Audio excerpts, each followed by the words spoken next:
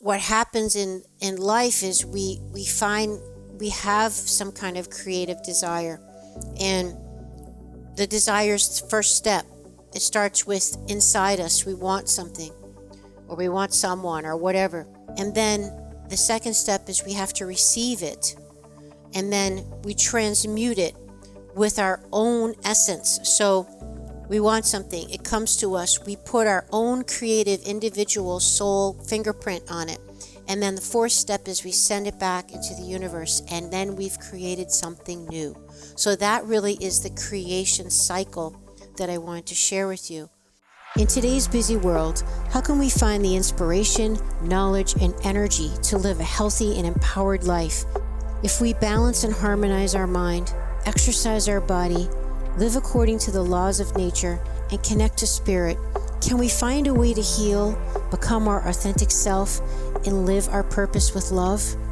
I am your hostess, Amy Fournier, and welcome back to Awakening Aphrodite. Welcome back to the show, my friend. This episode is going to be an intimate one with you and me. We're going to get into our sexuality, our sensuality, our creativity, and our life force. And I am going to share with you 4 tips to help you awaken that Aphrodite life force, sensual, passionate, powerful, alive, invigorating energy that's inside you. It's somewhere in there. Maybe it's hidden a little bit. Maybe it's a little dusty.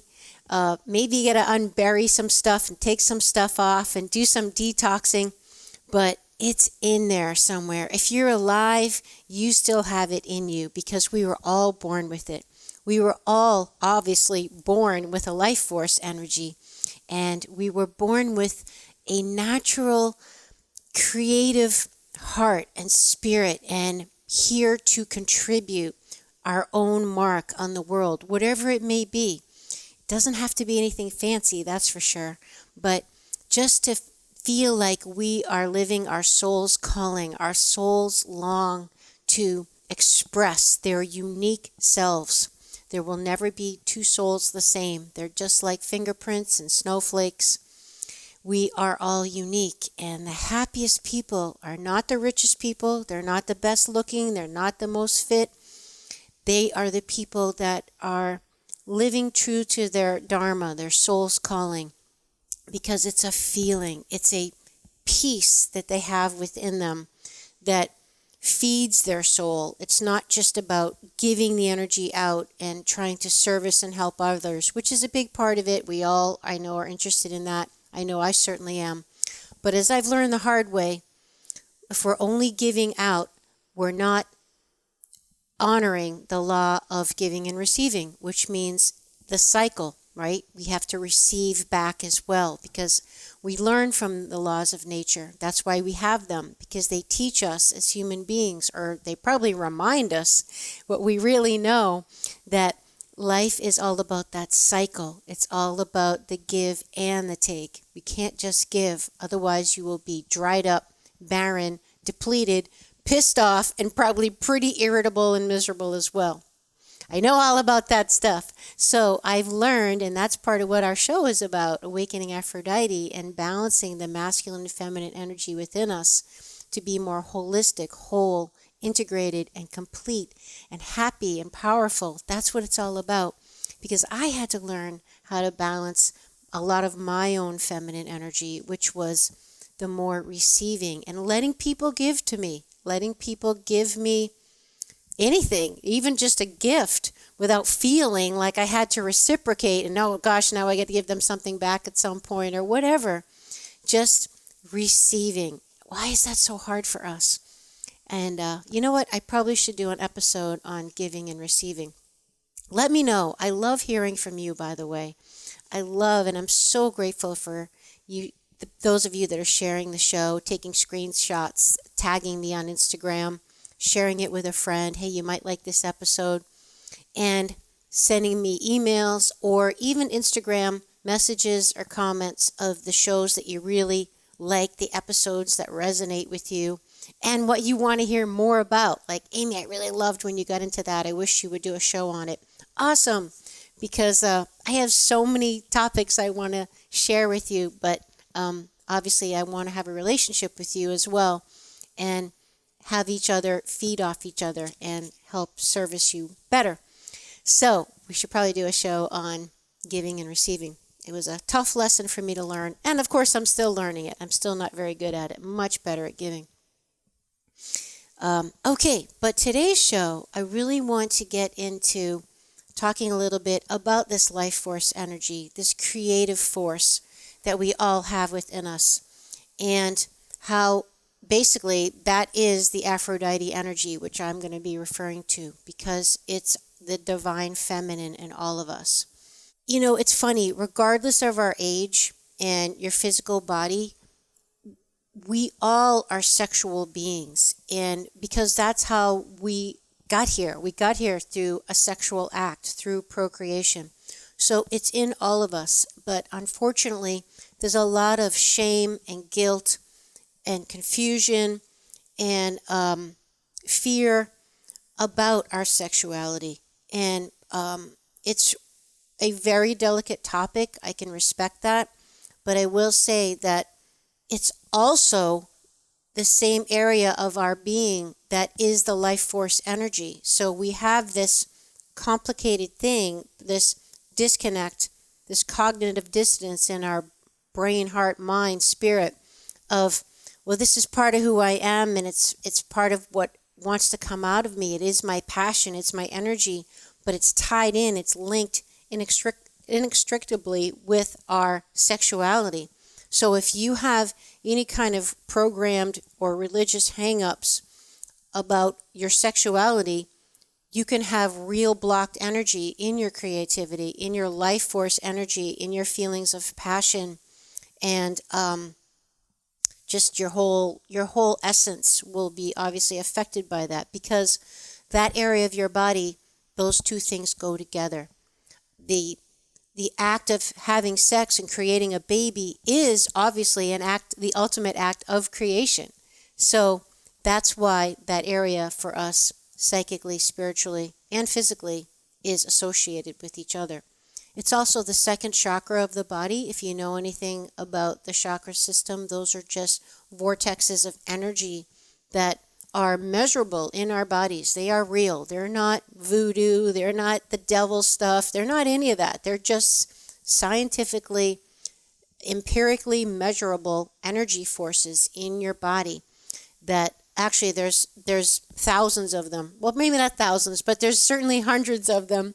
But we know of 7 primary ones, or at least 10 primary ones, because there's 3 main ones that go above the head as well. Maybe that's another show. But our second chakra is the right at your, it's like from your belly button down. It's basically your pelvic area and all the associated organs, glands, nerve plexus, all of that in your body is your second chakra. And it's where your sexual organs are. It's also considered to be the area of power in your body not a coincidence, right? Because it's your creative force. That's a very powerful force, somebody that can create something. Obviously, your sexual energy is a powerful energy. It's your attractive energy. It's your magnetic energy. It's also considered, because it's associated with power, the center for money and control. Those can be issues of a second chakra. So, not to get too much into that, but it's interesting how people associate all these concepts with age and a physical type of body, because regardless of your age, you will always be sexual. We know that men and women have really great sex, including multiple orgasms and all that, well into their 80s, and there's nothing strange or unusual about that when somebody is really balanced, healthy, and mentally allowing themselves to, and even expects it. So, if you think of a flower, the flowers are the sex organs of the plants, and the reason why the plants have flowers is to attract bees, birds, insects, and all that, to pollinate them. So they stay alive and keep reproducing themselves. So all of life has a sexuality to it, whether we think of it as a human or a mammal or not. All of life does. And that's what we talk about in the show, is the duality of all things, that the two essences are inherently unseparatable, if that's a word. You can't separate them because all of the life force itself has both. It's just a matter of degree of which one is being more expressed than the other. These two opposing forces are meant to be complementary. That is the harmony. That is the divine. That is the ultimate. That is the harmonizing force of all things, is that they are complementary of each other. They're not in competition. They're not opposing each other. And one is not dominant. Although at times there will be one that's a little bit dominant in order to balance out the system. That's the only time they get out of, or they get imbalanced, is to balance each other. So the thing I want you to also keep in mind is that creative force isn't about being an artist or, a good, house decorator or a cool dresser or any of that stuff. It's more of your feeling that you're expressing your unique self in some way. You're putting your unique stamp on something in your life. It could be even just the way you wrap a sandwich for your kid. It doesn't matter. It's just you're feeling like you're doing your little mark on the world. And it certainly doesn't stop when you're no longer able to get pregnant or have a baby, whether you've had a hysterectomy or maybe you're in perimenopause or menopause, or you just for some reason have trouble conceiving a child. It doesn't matter. The key is that if you really want to feel alive and to have that special radiance that certain people have, it's that energy, that's your life force being reflected. That's a really important concept I want to share with you, because truly that's someone's beauty, right? Is, when you meet someone and they just have that certain essence, that certain something, that's that radiance. And we feel people's energy. We know when people are upset or there's tension in the air in the room or any of that stuff, right? Or we know how we feel when we're around certain people. And sometimes we don't want to admit it. Sometimes it's painful to think, oh man, what a bummer. This person's like in my family, and every time I'm around them, my neck gets tight and I feel like I can't breathe and I need to have a drink or something, That's all telling you something about the energy of that person. So the key is, if you really want to feel that powerful life force, you've got to be aware of it in you, in that area of your body. And if you're not expressing it in some way, is when we get into trouble. We get frustrated and we feel like life is just sucking the juice out of us, and that's a problem. It's also why if women work too much and they're too much in their masculine, all their sexual energy is dumped into their work. I know all about this. Not that I really ever lost my libido, I will admit, but it certainly went up and down at different times. And if we're not putting that creative life force energy into something like a child or a business or something, it's got to go somewhere. And because energy is not created nor destroyed, right? We know that. So if we have imbalance in our life and we're wondering, why do I have no sex drive? It could be because you're overworking, is what I'm trying to say. Or you're spending too much creative energy on, caring for your kids or whatever it may be. It's just that something's got to give because you only have so much energy to go, right? So the life force chemicals in our body, there's actual chemicals that we can scientifically test and physiologically see in the body, and that they're actually considered to be something called nitric oxide. Also, some of the neurochemicals like beta endorphins and serotonin, oxytocin, and other neurotransmitters in the body are what we consider to be our life force chemicals. They're what famous scientist and researcher Candace Pert termed as joy juice, which is a great term, joy juice. and it can be tested as nitric oxide in the body. It's when we're having the feeling of joy and pleasure and just these wonderful good feelings. That's what nitric oxide basically feels like. It's really more bliss, though. It's not really like, oh, I'm so happy today, or oh, eating chocolate makes me happy, or I don't know, whatever. Something makes you happy. It's much deeper than happiness. It's bliss. Okay, so it's that feeling of like almost la. You hear the angels sing and the clouds open up. That kind of feeling. And if you don't know what I'm talking about, you need to you need to listen more to my show, because I need to work on it too, and we need to find ways to feel that way more. If you're like me, you're just trying to be a good person and contribute in the world and do good things and all the things you're supposed to do. But good Lord, how much joy and pleasure are you feeling in your life? I mean, I get it. Life sure ain't a bed of roses all the time. I get it. And you might even be going through a dark season right now, which I fully understand because I've been through several. But you have to at least sometimes feel joy and real deep bliss. That's what we're all going for. And it's not meant to be all the time, by the way. Life isn't supposed to be always that way. It's supposed to be spurts, but you got to have the spurts, right? If you don't have any spurts, we've got to talk, and we've got to look at how you've set up your life and what your values are, and really living true to your soul's values. And that will get your life force up. Watch your creativity come back online when you start really living your soul's calling and listening to your intuition. I just want to reiterate, it's important to remember that your sexuality is really not about physically having sex, okay?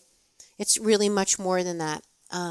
So whether you're having sex or not really is not the point, okay? Because your sexuality is more energy. It's more of an essence, just like your masculinity and your femininity is. And it's something that you elude or exclude, you exclude, you don't exclude it, you send it out, you project it.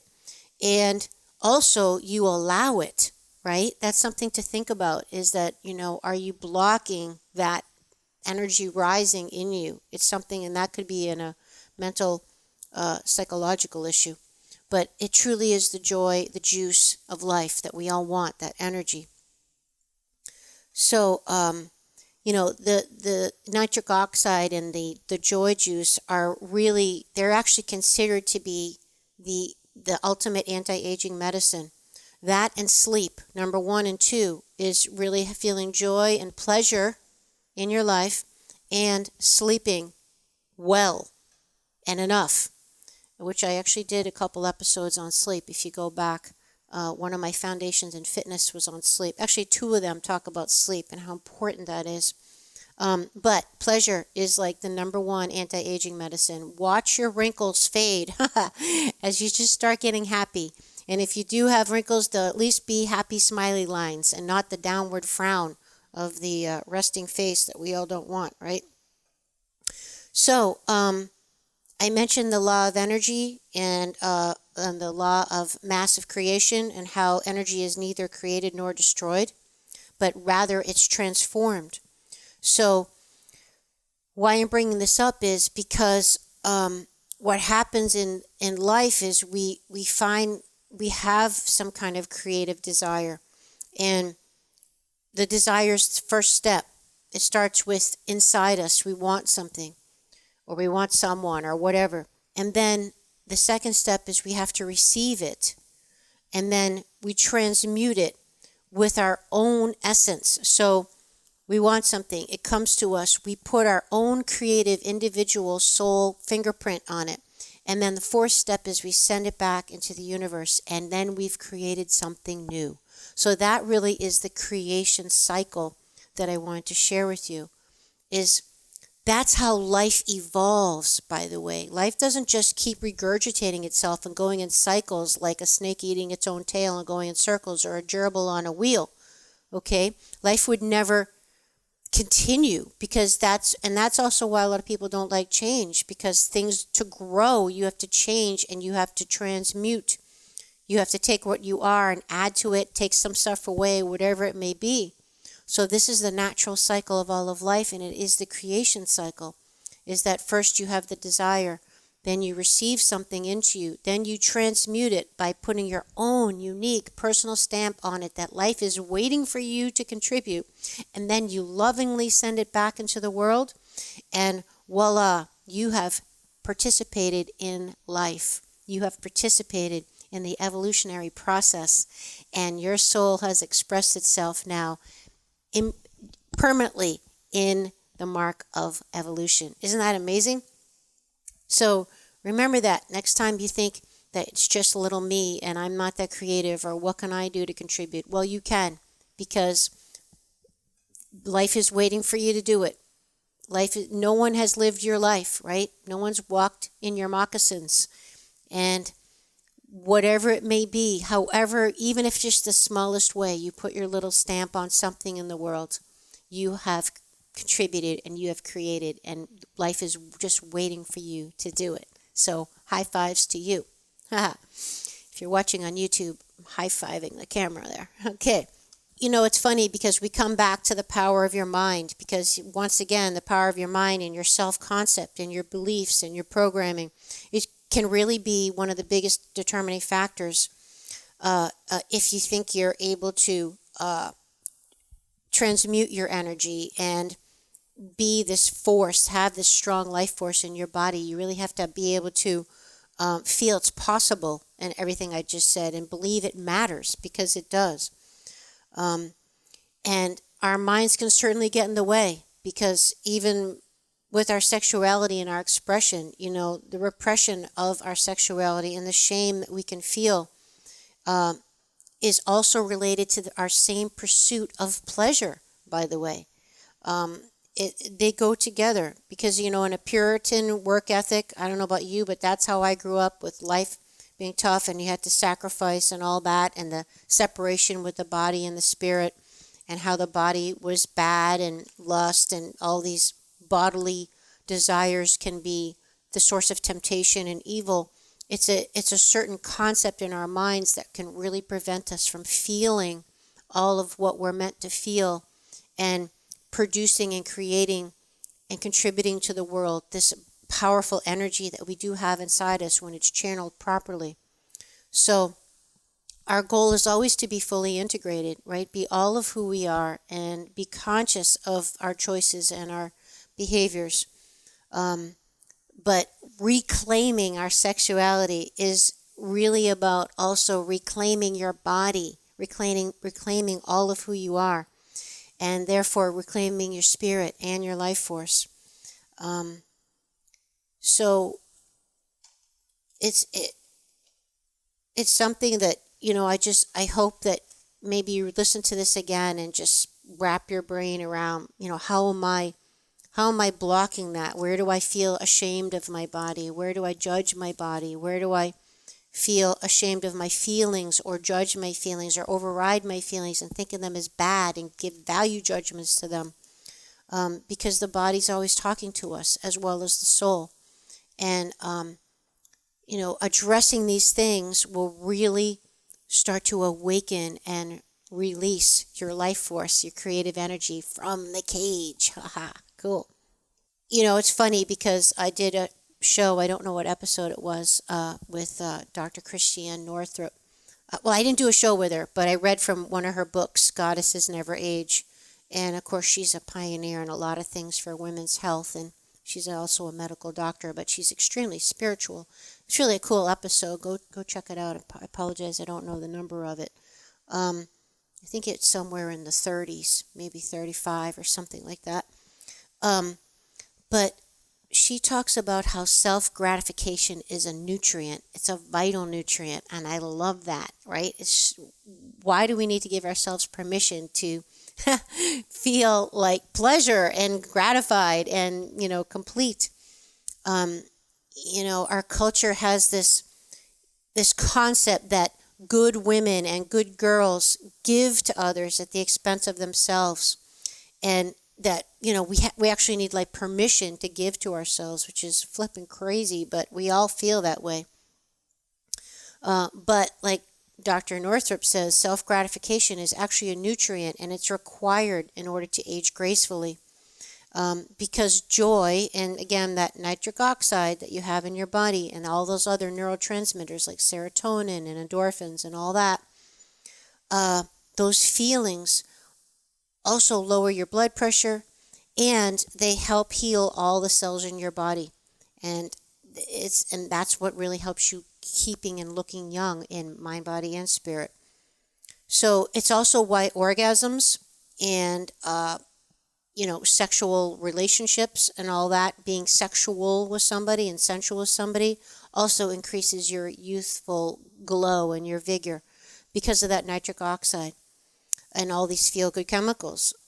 Plus, when you're sexually active, whether it be with a partner or by yourself, with self-pleasuring, then you're basically telling life that you are still young, you are still vital, you are still able to procreate. You're telling life that you are still contributing to it in some way.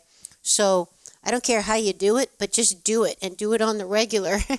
And you know what I'm talking about. Yes, having orgasms, or even just touching yourself sensually and feeling sensual in your skin. And that's a big part of having that kind of energy, is wearing things that make you feel a certain way, that you feel are pretty, or fabrics that touch you and are soft and make you go or whatever. You'll know when you're onto something because you feel it. And that's the kind of stuff that keeps you young and vital. It's really important to keep that as a regular part of your self-care program. And remember, it's a nutrient, right? Self-gratification is part of staying young, just like that expensive face cream. So, hey, you know what else is really funny? I came across some research showing that this is crazy. I don't know if you've heard this before, but there's actually a direct correlation between your facial skin and like the plumpness and the wrinkles and the elasticity, as well as the color, like the pallor or not, is actually associated with orgasms. It's because the skin inside your vagina is correlated with the skin on your face. I know it's crazy. Don't ask me how they researched this. I have no idea. But they did. And women actually have less wrinkles on the face, as just like the inside is reflected in their sexual organs as the outside. So maybe instead of Botox, you just need to, get a little nookie here and there, and wow, you look 10 years younger. Wouldn't that be awesome? But I don't know. I'm all up for trying. I don't know about you.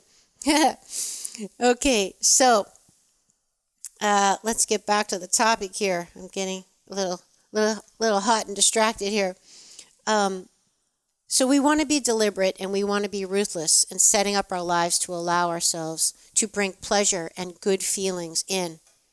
And, research definitely shows that older women have better sex lives than younger women, which is crazy. But I think my personal feeling is, I think it's because we are much more confident and we're much more okay with ourselves, and we're much less willing to take shit. Our shit meter is much higher. We can sense it much easier. And it might also be, we have one eye on our mortality, right? We know that, oh my gosh, if I'm lucky, I've got 10, 20, 30, whatever good years left. I better start living my life the way I want to live it and enjoy this trip I'm on. So they go for it. And that includes both in culture and, normally as well as sexually. So I love hearing that older women have better sex lives. Yay, because here I come. I'm ready for it. But remember, it all begins with your thoughts and your beliefs. So, let's see. Now, what I want to talk about, I want to get into, before we close the show, how to awaken other than having self-gratification and self-pleasure all the time as much as possible. Get those wrinkles down, everybody. But in addition to that, I want to give you I wrote 4 tips to how you can actually awaken your life force and increase that Aphrodite energy. And just remember on that, any kind of self-judgment or shame is going to turn it off. Okay? You want to feel dull inside and out? Judge yourself. You want to feel crappy and not want to get out there and get into life and feel confident? Feel shame in your body. Feel guilt. And unfortunately, a lot of us aren't even aware of the shame that we do feel because it's just so inherent in us. Unfortunately, we don't even know we feel so shameful. But when you go deep into yourself, and I've said that several times, I then become painfully aware how much shame is really in there for whatever reason. All right, so let's go ahead and talk about the 4 ways you can awaken the Aphrodite energy and you and your life force. Number 1, welcome in the energy of the divine feminine into you. So it's a intention. Okay, you just start. It's not that fancy, but you actually want to have the thought, but also put your feeling into the thought, because that's the key to manifesting. By the way, anything that you want, whatever you want, is you can't just think it. You can't just affirm it, like say it out loud. You have to feel it. You have to become it. You have to breathe it in. You have to see it. You have to open your heart and your whole being to it happening. It's a feeling thing. It is not an intellectual exercise. So the first thing we need to do is welcome it into yourself. Welcome in that divine, feminine, beautiful, soft, radiant, nurturing, loving, accepting, all is one, beautiful flowing energy into yourself. That's number 1. Open your heart and your awareness to let it in visually. See it coming in. See it coming in right now as you take a deep breath and feel this type of blossoming and softening all around your chest. And then I want you to be aware for the next week, maybe 2 weeks or so, of doing that and bringing that type of energy into your body, and let it teach you, let it express itself in you. So you might have to just put a sticky note up to remind yourself every day for a little while, but just breathing it in, closing your eyes, seeing that energy come into your body, opening your heart, softening. You can't let it in if you're all tense, right? So relax, make sure even if you're naked would be even better. Do it in the shower. It's a great time, because water is also a beautiful feminine energy. That's water because it's flow, particularly when a shower is flowing. And water also symbolizes the subconscious, by the way. But it's beautiful to do these practices in the shower, because we can just close our eyes and open our face to the flow of the shower. And obviously we're naked, and we just can feel the water hitting your body. Make it hot, make it cold, so your body talks to you. And that's a beautiful way to embody yourself, because this all really starts with, like I said, the manifestation process is a feeling. It's not an intellectual thing. So if you're cut off from your body, like so many of us are, we're not even in our bodies most of the day, right? Particularly now with technology more than ever. Oh, we shoot ourselves to death and overthink everything. If you're analyzing everything, then you're definitely not in your body. Then this could be the beginning for you of embodying your body and feeling. All right, number 2, get to know your physical body. Yes, your anatomy. I'm not talking about your biceps and your hair and your legs. I'm talking about your sexual organs. Why is it that we don't even know? Well, at least I might be speaking mostly for women. And a lot of it might be because most of our parts are internal, right? But, good Lord, I don't say most, but a lot of women are not even familiar with their own anatomy. They're not even familiar with their own body. That we might be going back to the shame issue. But why is that? Have you ever looked? Take a mirror and go into your bedroom, lock the door, get undressed, and get on the floor and put a mirror between your legs and look at yourself. It is you. It is you. And do not judge. Don't say anything at all. We're not even going to go there. But I don't want you to say anything, because unfortunately there's so much shame and hatred of our own bodies due to pornography and, whatever, media and all these touched up, surgically altered, whatever they may be, waxed, plucked, I don't know what they are, lasered, all these different images. Now, I'm all for good hygiene and all that. We won't get into that, but I'm only trying to make the point that, my goodness, we need to love and intimately know every part of our bodies, of ourselves. We need to know our ears. We need to know our nose and our shoulders and our hips and, yes, our sexual organs, each one of our toes. It all matters. Why are the sexual organs any different? And we all feel that way, right? But have you looked? Do you even know what yours looks like? Do you even understand the different parts of your body? And obviously this goes for men too. But, babies do it, right? Babies have no shame. Hang out with an infant. They're putting their toes in their mouth. They're moving their legs right and left all over the place. They look at their own poops and they're like, woohoo, it's cool, right? They love every part of themselves and there's no shame in it. And why does that get all screwed up? Well, yeah, it does. And it's sad. But wouldn't that be wonderful to truly, truly love every part of yourself without judging yourself? Yep. I think it's a good goal for all of us. So it can start with this tip number 2, which is actually looking at your anatomy. It's your body. And if you can't touch it and acknowledge and appreciate it and in a loving and inspired way, then how can you expect someone else to, right? How can you expect someone else to? And if you feel that way, trust me, that energy is going to be projected out into the world. The world is going to feel it. But who cares what the world feels? It's more about what you feel, right? It's really about you feeling. We all want to love ourselves. Oh my gosh, let's do it. So I want you to do it, and I want you to let me know what happens. And I'm not kidding about that. FitAmyTV on Instagram. Also, it's the YouTube channel, but you can email me as well at amy@amyfournier.com. All that's in the show notes, but I love hearing back. So please, let's dialogue on that. But I want you to notice what comes up with you as you do it. Because whatever's going to come up is going to tell you a lot about what's going on with you under the radar, girl, okay? It's your subconscious, okay? It's going to be a lot. Be very noticeable of any thoughts that come in your head. If it's hard for you to do this, which I know a lot of you are probably cringing, or you feel uncomfortable, self-conscious, shameful, or even wrong for doing this, then this is an amazing awakening and self-awareness moment. Yes, it sure is.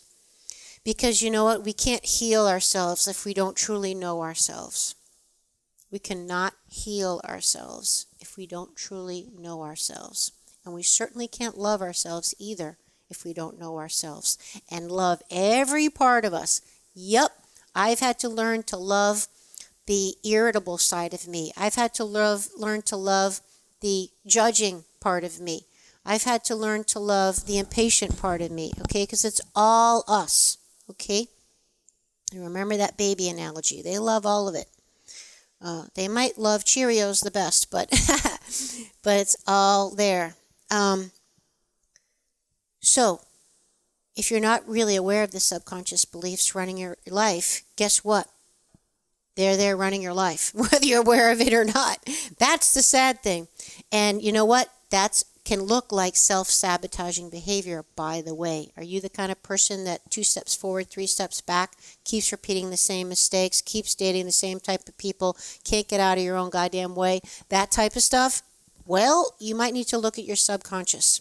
And a practice and exercise like this might be the start of it. Okay? If your life isn't going the way you want it to go, then you might want to consider it. And remember, as the saying goes, we need to heal to feel. And we have to also feel to heal, I will add. Number 3, of how to increase your Aphrodite life force energy. Become aware of what makes you feel good. And when you feel the feelings and the way you want to feel. Okay? So just notice in your day, in your night, whatever, every moment, when you're feeling awesome, when you feel bliss, which hopefully you do, when you feel joy, make a mental note of it. And of course, do more of it, or do it as much as possible, or at least schedule it in on the regular as an act of self-love and as a nutrient for your care, right? Just like taking the time to make a healthy organic salad or shop for properly raised free-range meats or whatever it may be. We have to schedule and make it a priority to do things that make us feel good. And so many of us don't know. If you were one of those people that said earlier when I said, feeling bliss and joy juice and pleasure, and you really didn't know what I was talking about and how that's different than happiness, then this number 3 tip is for you to start paying attention. Even if it's just a little bit of happiness. You might not be at bliss and joy yet. That's okay. Happiness is the beginning. So pay attention to things that make you happy. All right. And I mean really happy. Like chocolate makes me happy. I have chocolate every day because it makes me happy. But I also know when I have too much, then I get unhappy. Okay. Because then I have a whole bunch of other problems. So you can have things that make you happy, but then we also have to have discretion and balance and wisdom and all that as well. Otherwise, the happy making thing becomes an unhappy making thing. And then it's not happy anymore. Whew, did you follow that? I don't even know if I followed that, but oh well. I hope it made sense. So, for example, paying attention to what makes you happy. For example, if you want to feel healthy and fit or excited or energized, or if you want to feel calm and loved or safe or sensual or sexy or whatever it is, just pick a word that you want to feel. Then start getting in touch with the times during the day or the night that you felt that way. And then just do more of it. That's basically it, okay? And if you've got nothing still, you need to find those things. Or even think about what would make you feel that way.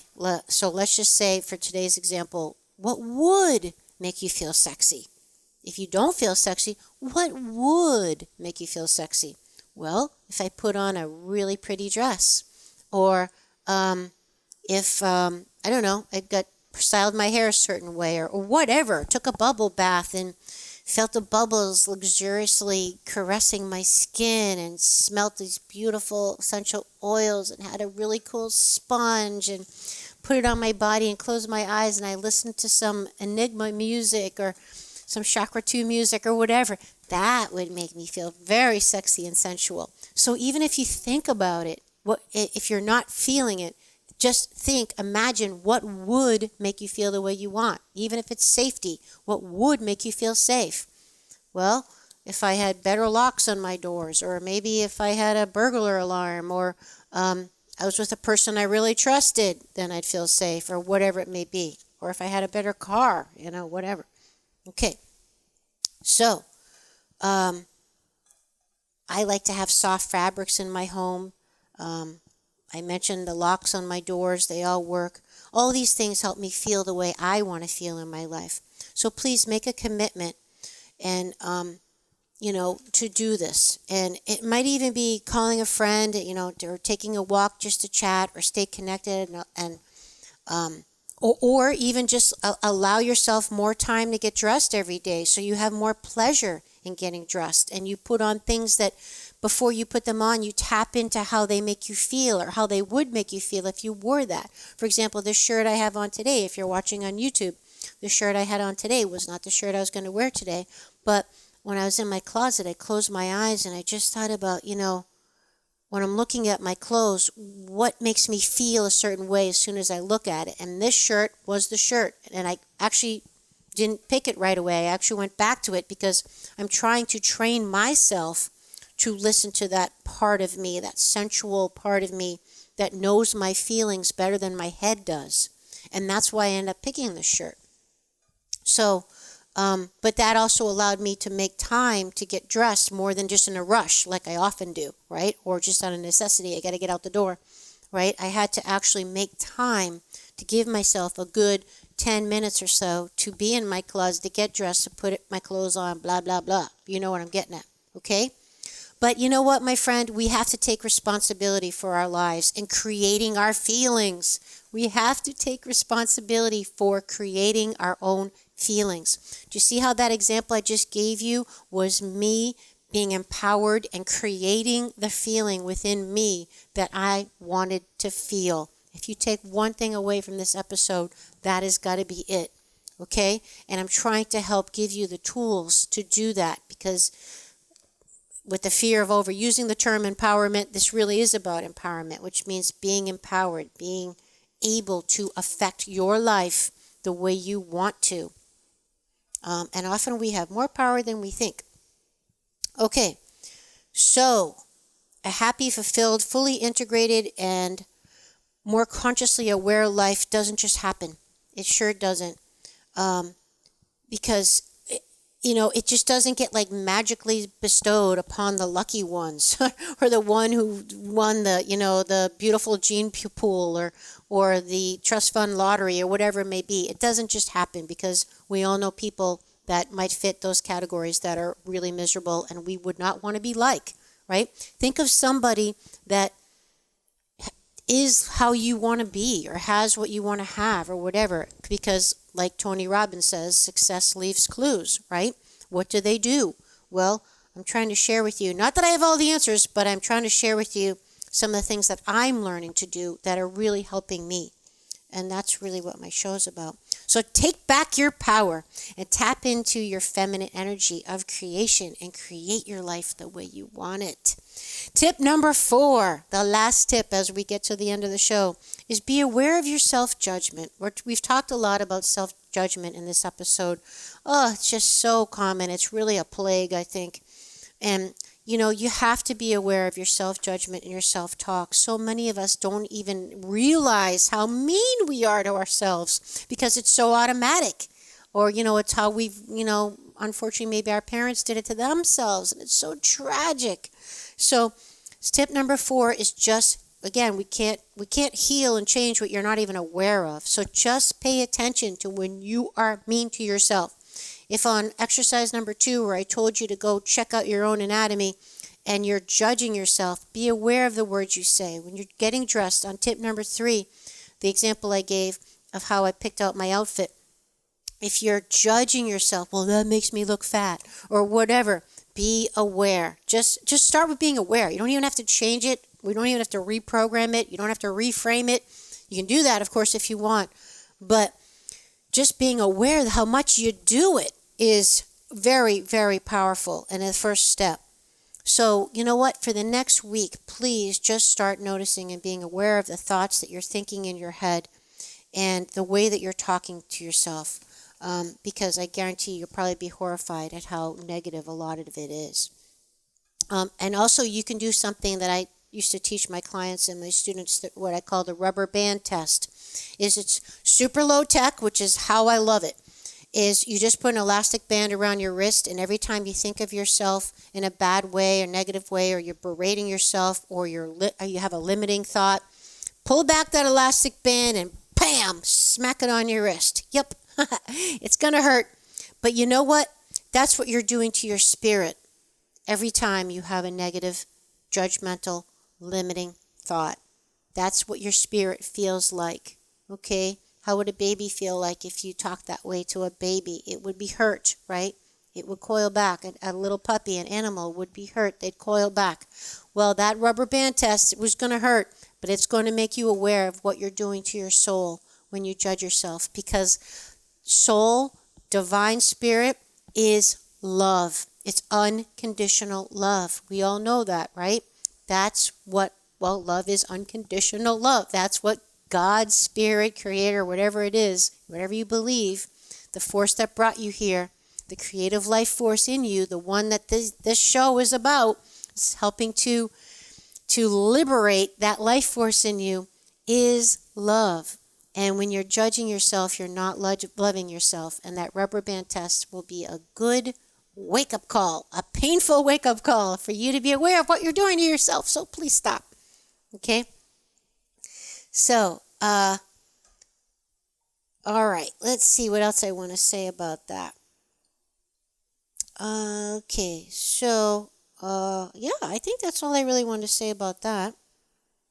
Oh, and you know what, just on the judgment thing, I'll just add that, remember that judgment always involves a value-based analysis. Okay? So when you label something as good or bad, right or wrong, fat or thin, or whatever the label may be, it involves an ethical and moral implication. And worst of all, it separates you from the divine love source, which is you. Because real love unites, right? That's why unconditional love is acceptance. And it's acceptance of all things. We just accept other people as they are. We're not trying to judge them. We're not trying to change them. We're not trying to tell them they're wrong, which is a judgment, right? They could be not for you. Doesn't mean you have to hang out with them. You don't have to approve. But loving someone is fully accepting. And acceptance is unifying. And love is inclusion. The feminine force includes all, right? Mother Earth includes all. It is all. And when we separate or, cut out pieces is a very, it can be a good thing, don't get me wrong, because that's the masculine focus, right? Focus narrows the vision. It cuts out all the distractions, which we all need to do. And maybe you're the kind of person who needs more focus. You need a little more masculine energy in that regard. But the feminine energy unites and includes all things. There's no separation. So judgments are separators, and whereas love allows and accepts. Wow. Hey, I hope you really enjoyed this episode. I went a lot of places, as I normally do, because once I get going, I guess it's all related, isn't it? I mean, there's so many things that we can talk about that affect all these other things. But hey, if you enjoyed it, it just means so much to me. If you let me know and share the show, leave a review, it really, really helps. It would be your way of giving back to me if I helped you, and I really appreciate that. So until next time, I already can't wait to be with you again. Would you like to support my mission to help empower people all over the world to be all of who they truly are? If so, please subscribe to the show, leave a review on iTunes, and share it with a friend. And if you're looking to take immediate action to align your energy and optimize your health, visit amyfournier.com. Thanks for listening to Awakening Aphrodite. Let's awaken her together in you. I'm your hostess, Amy Fournier, and I already can't wait to be with you again and for you to hear what I have planned for the next show.